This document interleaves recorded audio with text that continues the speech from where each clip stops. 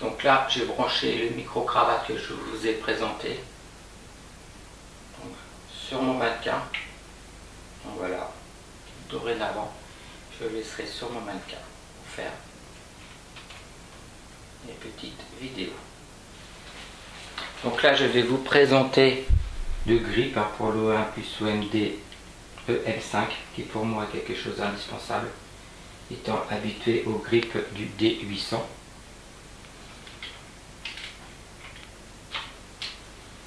Voilà. Donc c'est comme le boîtier, comme l'objectif, il est tropicalisé en magnésium, donc très bonne qualité. Nous mettons une deuxième batterie ici et la batterie à l'intérieur de l'appareil, donc bien sûr en double autonomie. Ce qui est vraiment, alors déjà il y a une bonne prise en main au niveau du poignet, au niveau de l'enclencheur et des réglages, hein. Ça change vraiment tout, hein. Une très bonne position, aussi bien en mode paysage comme mode portrait.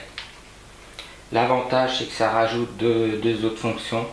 Donc moi ça me permet d'avoir accès à tous mes réglages d'ISO, d'autofocus, de diaphragme, ainsi de suite, très rapidement, avec pareil, des molettes avant et arrière et l'enclencheur. Nous pouvons même mettre une poignée à la genre caméscope. Donc une fois qu'on l'a essayé, on ne peut plus du tout l'enlever. Alors, ici, Olympus a eu la bonne idée de le faire en deux parties, pour ceux qui font que des photos paysages et qui ne veulent pas s'encombrer, hein. Donc là, vous voyez, j'ai enlevé la partie du bas, la plus grosse partie. Vous voyez les contacts ici. Donc là, bien sûr, là, je fonctionne que sur la batterie interne. Et donc c'est moins encombrant que d'avoir tout. Mais bon, après, en mode portrait, c'est quand même plus intéressant d'être en mode pour le mode paysage. Voilà, vous voyez, je vais l'enlever, vous allez voir la différence. Pour le moment, donc les deux parties sont vendues en kit, hein. Peut-être qu'un jour Olympus vendront les deux parties séparément.